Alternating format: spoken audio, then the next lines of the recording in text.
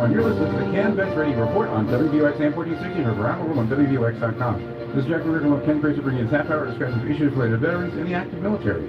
Now, here's Ken. Hey, Jack. Thank you very much for the intro, and thank you all for listening on Cam Vets Radio here on WVOX 1460 AM. And Cam Vets stands for Cadets, Midshipmen, Military, and Veterans. Mm-hmm. And that's our new logo and branding. We have some other things coming up shortly, but a couple of things. One, we were out Friday night in Brooklyn, in Coney Island, Brooklyn, at the Brooklyn Wall of Remembrance, the amazing 9/11 monument with 417 photos of the heroes from New York City, from the police and fire department and other agencies that died heroically on 9/11, and all put together by our friend Saul Oakland and his team. So I was there, and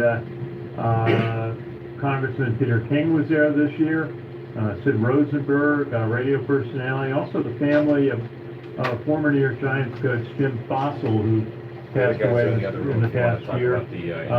Coach Fossil had done a couple of things to fundraise for building the Wall of Remembrance, and good baseball game. And so just it's worth going out to see if you're in the area.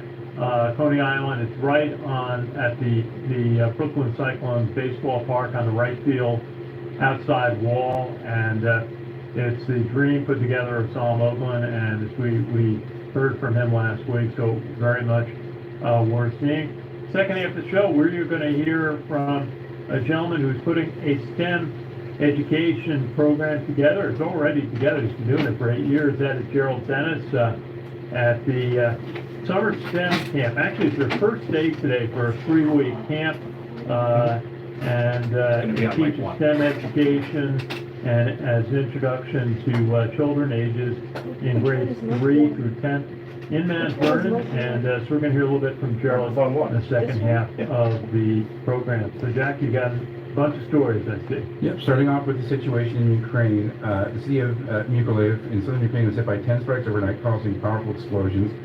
President Zelensky urged the international community to designate Russia as a terrorist state following a Russian strike in the central Ukrainian town of Vinnytsia that killed at least 23 people. Now, Russia launched missiles from a submarine to strike a civilian businesses center of Vinnytsia, according to a U.S. military official last week. The attack, as I said, killed 23 people.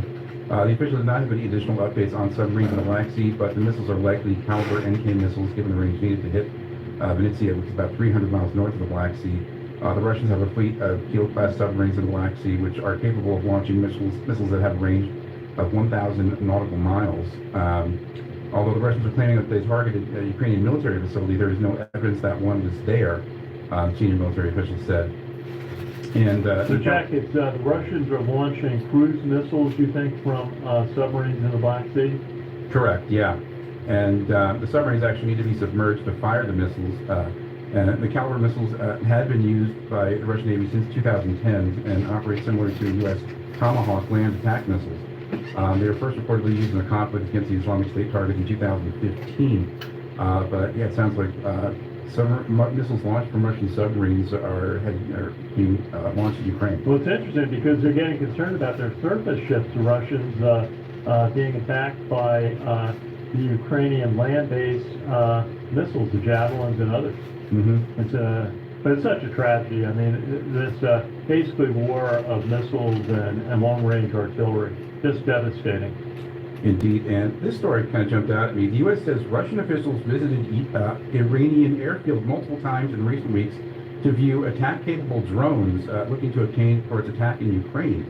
Iran showed the drones to Russian officials at the Kashan airfield June 8th and July 15th, the White House said. The Biden administration had published satellite imagery showing Shahed 191 and Shahed 129 drones flying at the airfield at the same time a Russian delegation transport plane was on the ground.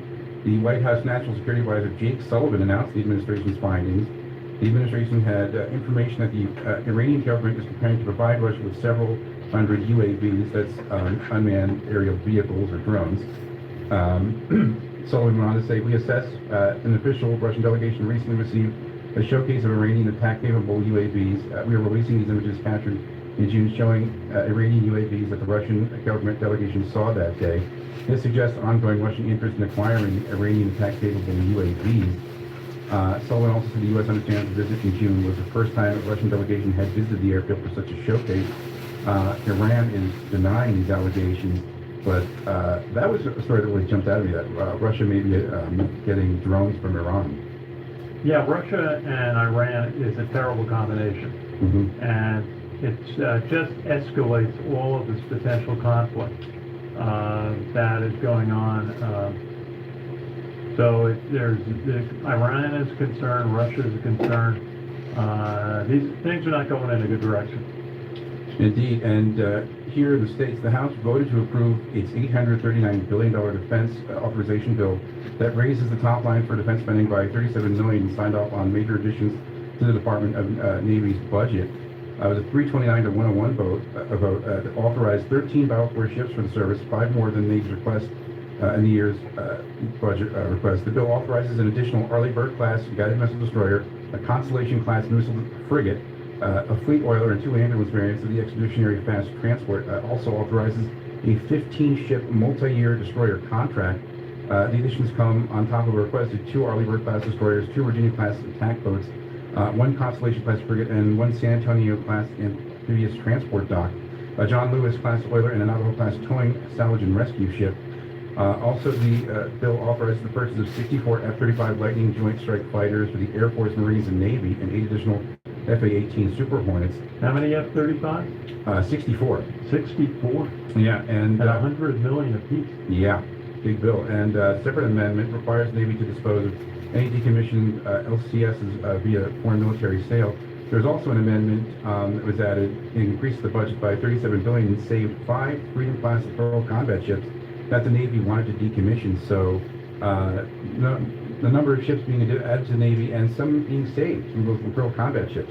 Yeah, that's an interesting point. Those ships have proved to have engine problems, and the warfighting modules haven't been as able to be changed like they thought. But those are capable hulls, as the Navy people like to say, and they'll find a good use for them. Interesting on buying more F-35s and also more Arleigh Burkes made up in Maine primarily. Very successful ship for the Navy, and the Constellation frigates.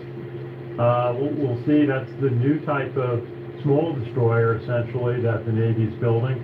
And the Virginia-class submarines, they have proven to be very successful for the Navy. They're probably the best submarine in the world for multiple missions. They can attack, they can launch missiles, and the Navy really likes them.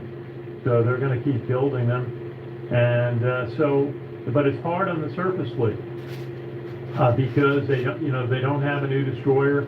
And interesting also about the amphibious assaults. I don't think I heard about any. You got one new San Antonio, which is the same as the sister ship to the USS New York. So they're going to build one more of those. Those have proven to be pretty successful.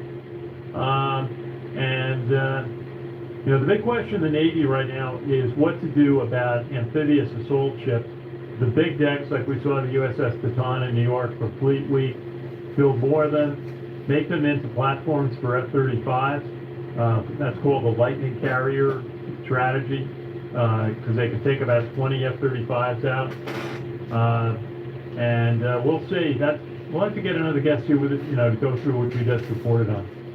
And last week was the groundbreaking ceremony for the new National Desert Storm Desert Shield Memorial at the corner of Constitution and 23rd Street in Washington, D.C.